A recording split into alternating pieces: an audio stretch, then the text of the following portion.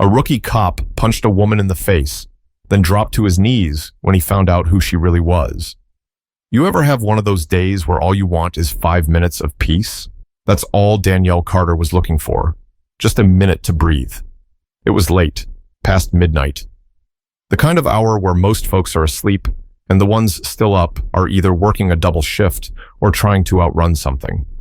Danielle fell into that first group. She'd just finished a 14-hour day at the precinct, and her mind was fried. She wasn't in uniform, just sweatpants, hoodie, and a cap pulled low. No badge in sight, no gun on her hip. She wasn't trying to be Chief Carter tonight. She was just Danielle, tired, hungry, and out of creamer. The 7-Eleven on East Front Street in Toledo, Ohio was her usual late-night spot. Quiet, familiar. The guy behind the counter always gave her a nod, even when she came in half dead from work. That night, she parked her car in the corner of the lot, under the busted streetlight, and walked in with the kind of slow shuffle that said she was running on fumes. Inside, it was empty. Just her and the cashier. She grabbed a small basket and tossed in some coffee creamer, a bag of chips, 2 protein bars, and a cold bottle of water. Her eyes were heavy, but her guard was never fully down. You don't survive 11 years in law enforcement, especially as a black woman, without learning how to keep your head on a swivel. She paid, gave the cashier a tired smile, and stepped back outside. That's when she saw him. A white police cruiser idling near her car, lights off, windows tinted. At first, she didn't think anything of it. Cops sit in parking lots all the time, might have been catching up on reports or finishing a break. But then the door opened, and out stepped a young, clean-shaven white guy in a crisp Toledo PD uniform. He had that cocky walk, the kind of walk that screams, "I run things around here," even if nobody asked him to. Danielle's heart didn't pound. She wasn't scared. She was annoyed. She'd seen this kind of cop before, eager, jumping at shadows, trying too hard to prove something. She popped the trunk of her car and started loading in her groceries. She could hear his footsteps now, getting closer. "Hey," he called out, voice sharp. "What are you doing out here?" She turned slowly, calm, controlled. "I just bought some groceries." The officer squinted at her, hand resting near his belt. "You live around here?"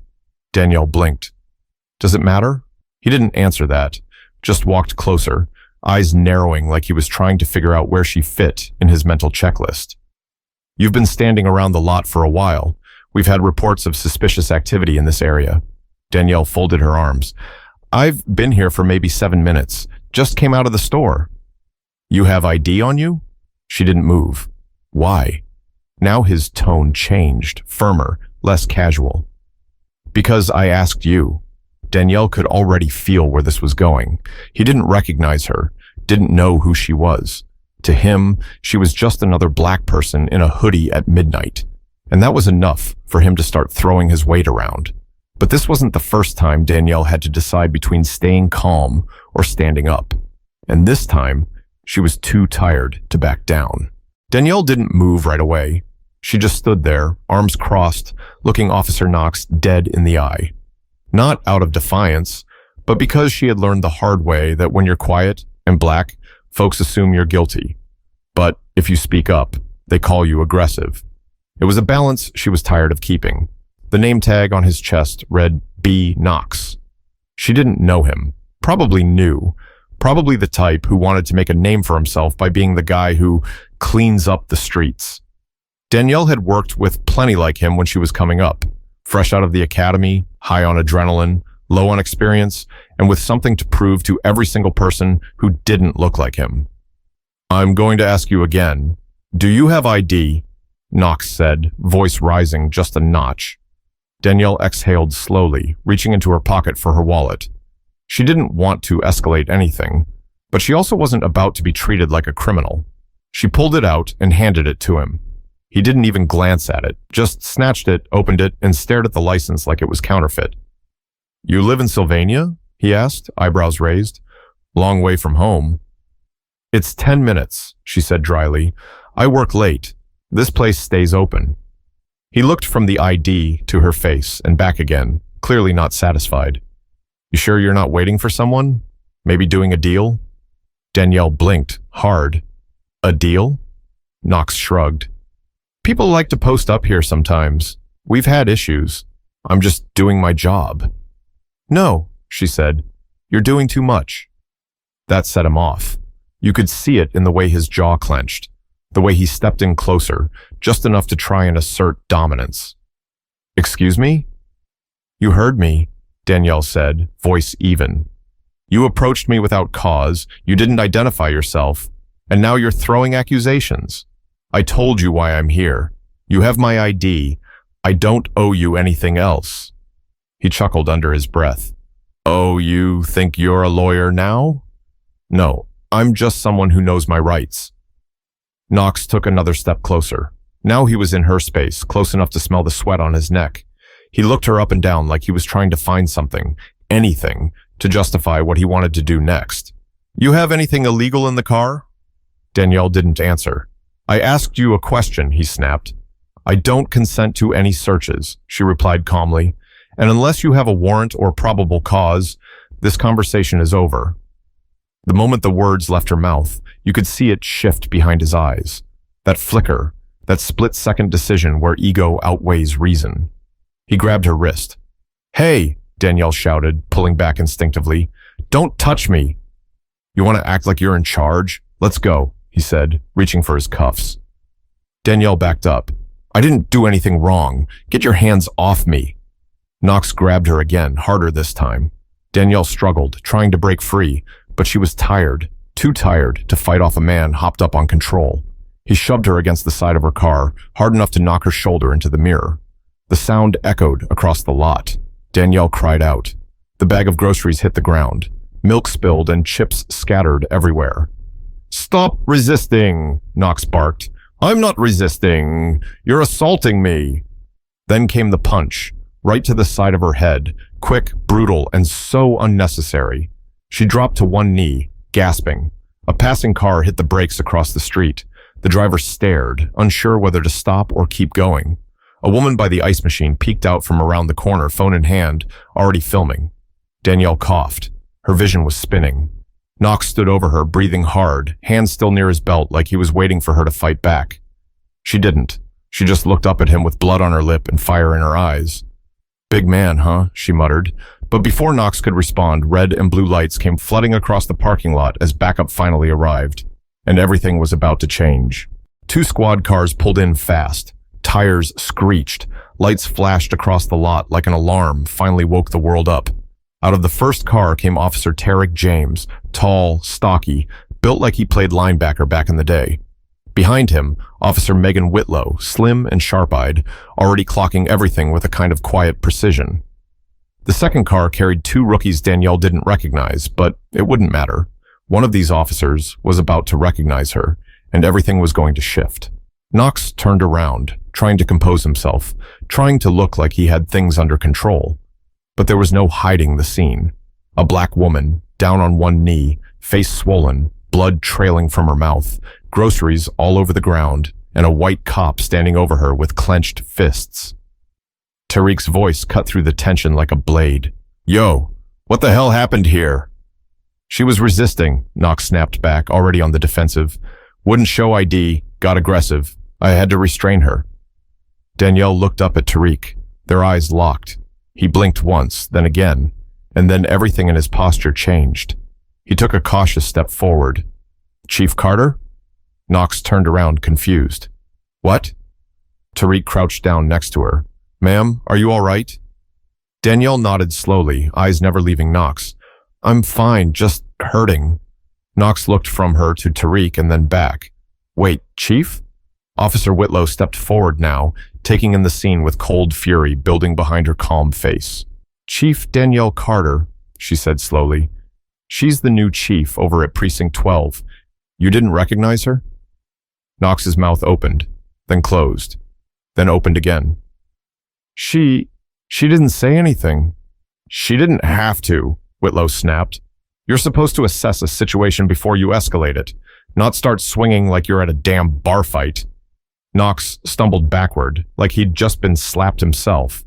He looked down at Danielle, still kneeling by her car. His face turned pale. Tariq helped her to her feet. We need an ambulance, he said, speaking into his radio. and get internal affairs on the line, now." Knox didn't speak. He just stood there, arms limp at his sides, eyes wide, like he couldn't quite grasp the magnitude of what he'd just done. His career, his reputation, his sense of superiority cracked wide open in one moment. Danielle wiped the blood from her lip.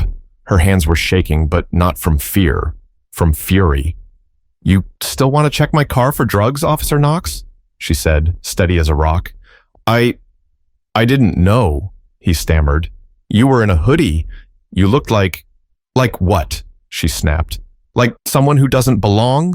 Someone who fits your high crime checklist." He didn't answer. The woman by the ice machine was still filming. Danielle saw the red light blinking on her phone. The world was watching now. It wasn't just a traffic stop anymore.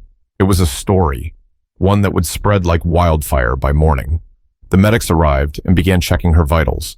One of them whispered something about a possible concussion. Another helped her sit down on the curb. And Knox? He dropped to one knee. Not to help, not to apologize, just like someone trying to disappear into the asphalt. "I didn't mean to hurt you," he mumbled. "You didn't see me," Danielle said. That was the problem. He stayed there, still. Like if he moved, the weight of what he'd done would collapse on him all at once. Tariq walked over to Whitlow, voice low. "We're gonna need his body cam and store footage." "I'm on it," she said, already walking toward the entrance of the 7-Eleven. Danielle sat still, hand pressed to her cheek where the pain was starting to throb harder now that the adrenaline was wearing off. "Don't let him bury this," she said softly to Tariq. He nodded. "We won't." But Danielle already knew. This wouldn't just be about her. This moment would echo far past a parking lot in Toledo. The question now was, who was going to listen? Officer Bradley Knox was still kneeling by the car, his hands limp at his sides, as if all the power he'd come in with had drained from his body. And maybe it had. Because what do you do when the person you just assaulted turns out to be your superior's superior? The silence in the parking lot was thick. Nobody moved for a long minute, except the paramedics, who gently guided Danielle to sit upright and started checking her pupils with a small flashlight. "She's concussed," one of them said to Tariq. "We're taking her in. Mild head trauma. Could have been worse." Danielle flinched as they checked behind her ear, where a small knot had already started to swell. Worse wasn't something she wanted to imagine. Meanwhile, Knox looked like he was trying to shrink into the pavement. His face had gone pale, like the blood had stopped circulating altogether. The badge on his chest suddenly felt like a 1,000-pound anchor dragging him underwater. "You didn't recognize her?" Tariq asked, voice heavy with disbelief. "Didn't even think to ask her name before putting hands on her?" Knox stammered. I thought she was..." "You thought she was what?" Whitlow cut in sharply. She'd returned from speaking with the cashier, who handed over the store's surveillance footage without hesitation. "Go ahead. Finish the sentence." He didn't. Instead, he looked at Danielle, as if hoping she'd bail him out. She didn't. She simply looked at the man who'd just used his authority as a weapon and waited to see if he had enough courage left to own what he'd done. "I thought she was a suspect," Knox finally muttered, voice small. "I didn't know who she was." "That's the point," Danielle said, voice calm but steel-edged. "You didn't know, but you assumed. You didn't take a second to consider I could have been a nurse, a teacher, a social worker, anything. You saw a hoodie and brown skin and made a call." Knox's mouth moved, but no words came out. What could he say? There was no policy, no handbook line, no standard protocol that could excuse what had just happened. Tariq glanced at Danielle. "Want me to call your deputy?" She shook her head. "Not yet. Let's keep this right here, right now. Internal affairs can get involved after I get checked out." Officer Whitlow stepped beside her, speaking softly. "You sure you want to wait on the formal complaint?" Danielle nodded. "Yes, let him sit with it for a minute." She turned back toward Knox. "You put me on the ground, Officer Knox," she said, "because you didn't see a human being. You saw a problem, a threat, something to control." "I made a mistake," he whispered, eyes still fixed on the pavement. "You made more than a mistake," she said. "You made a decision, one that could have gotten me killed. And if I didn't have a badge, if you hadn't been caught on camera, what would have happened then?" No one said a word, because they all knew the answer. Whitlow finally broke the silence. He needs to be taken off duty. Tonight. Tariq nodded. Agreed. Knox looked up, startled. Wait, You're not under arrest, Tariq said, already walking back to his cruiser. But you're done for the night. Turn over your firearm and body cam. You'll hear from IA by the morning. Knox hesitated, then slowly unhooked his gun and handed it over, along with the small black camera clipped to his shirt. It was surreal to watch. Just 20 minutes ago, he was puffed up and barking orders. Now he stood quiet, uncertain, exposed. Danielle eased herself into the back of the ambulance, her breathing slow and measured. But inside, her mind was spinning. Not with pain, but with purpose. Because the truth is, this wasn't just about her. This was about every black woman who had ever been second-guessed, dismissed, or accused simply for existing. It was about how power, in the wrong hands, becomes violence. And how even those who swear to serve can fall short, dangerously short, when bias takes the wheel. Before the doors closed, Danielle called out to Knox. He looked up. Next time, she said, start by asking a name. You might save yourself a whole lot of regret. But regret wasn't going to undo what happened tonight. And for Danielle, the real work was only just beginning. The hospital was quiet, not peaceful, just quiet. Danielle hated that kind of silence. It reminded her of being 11 years old, sitting in the ER with her brother after he'd been roughed up by an off-duty cop in a grocery store parking lot. Back then, nobody believed them. This time, cameras were involved, but even with footage, even with bruises, the silence still lingered. A nurse named Shannon carefully cleaned the cut near her lip. You're lucky he didn't break your cheekbone, she said gently. Danielle winced. I guess that makes it a good night, huh? Shannon gave her a knowing look. You'd be surprised how many people come in here with similar stories. People with badges? Danielle asked.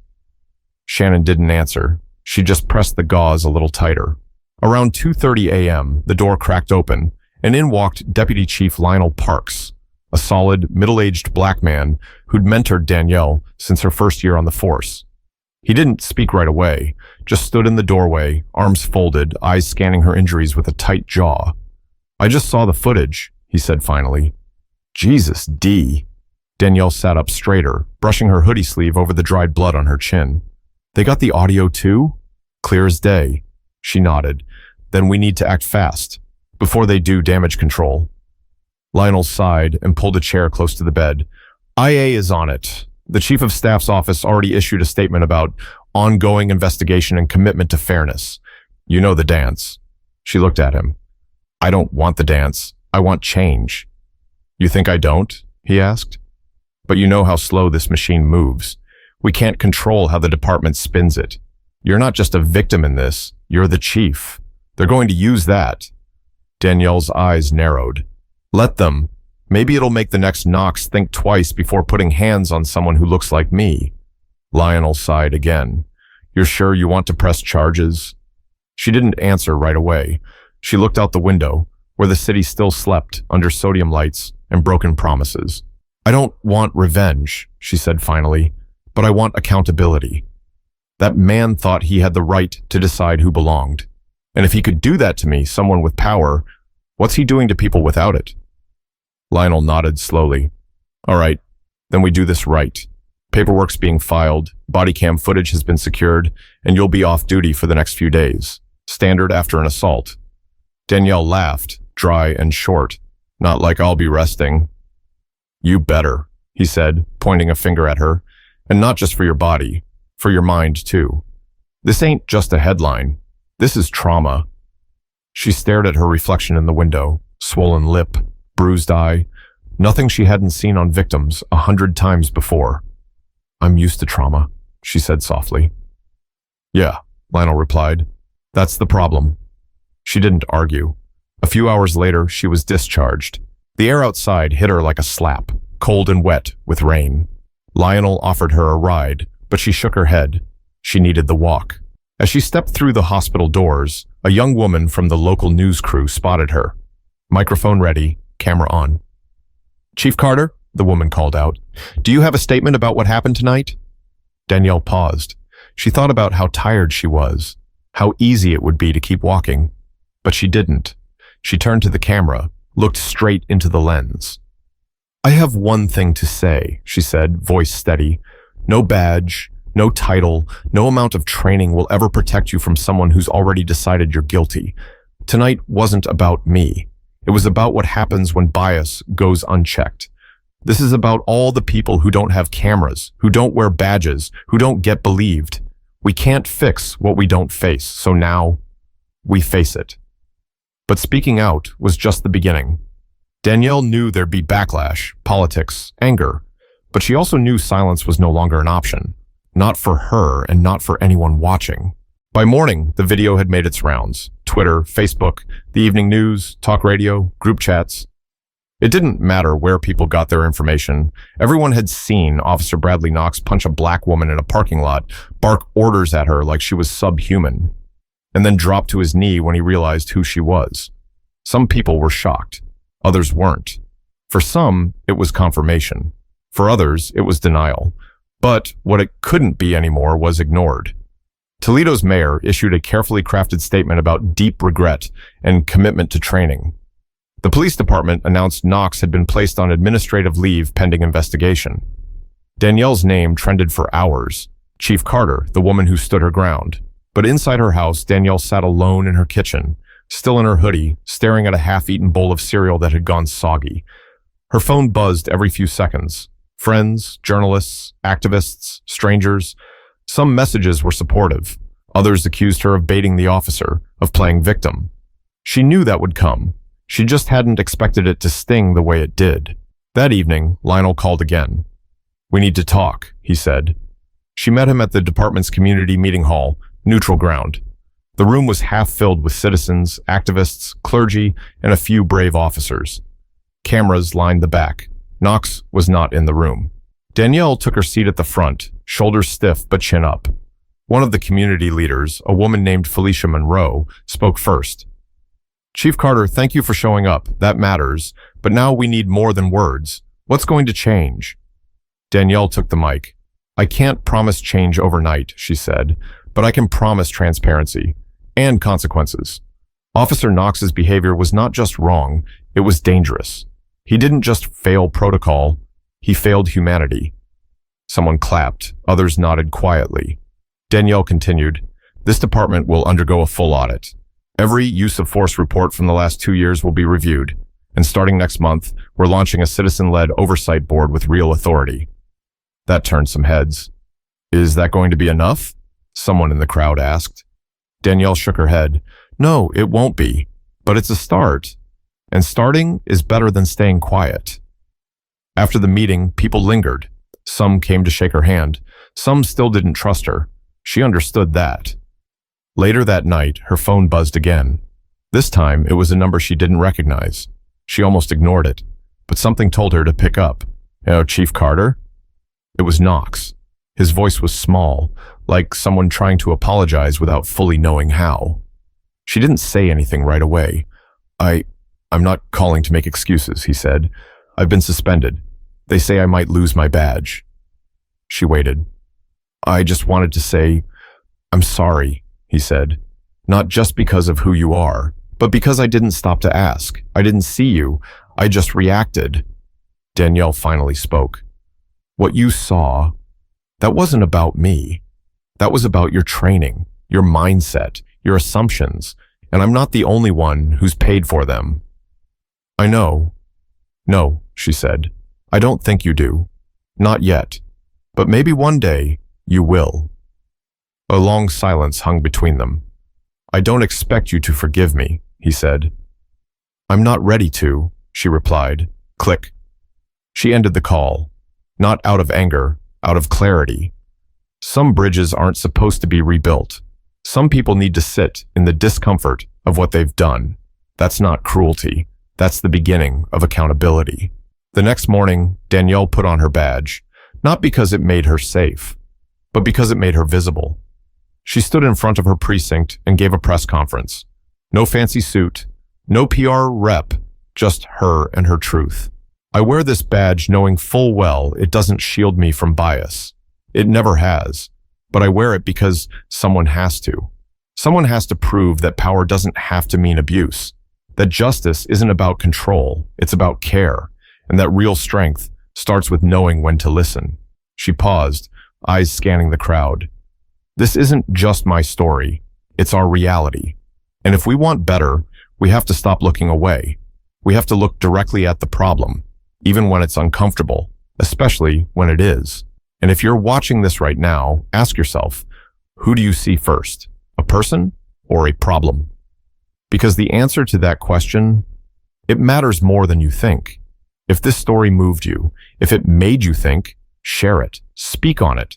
Don't wait until it's someone you know. Let's be louder than silence. Let's be braver than routine. Let's be better.